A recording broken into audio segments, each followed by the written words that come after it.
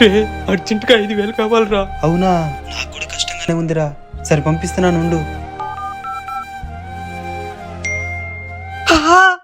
ఏసాను డబ్బులు ఎక్కేదవా. అర్జెంట్ గా డబ్బులు కావాలంటే చాలు, ఏమి ఎక్కడైనా అడుక్కుండానే డబ్బులు వేసాడు. ముందు ఈ డబ్బులతో ఒక ఫుల్ వేసాను.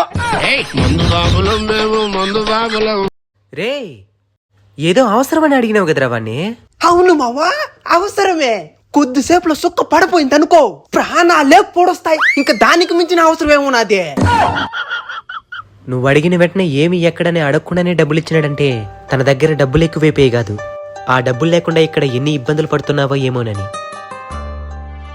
డబ్బులే ప్రపంచంగా బతికే ఈ లోకంలో ఎందుకు ఏమి అని అడగకుండానే డబ్బులు ఇచ్చినాడంటే తన డబ్బుల కంటే నీకే ఎక్కువ విలువిస్తున్నాడని అర్థం.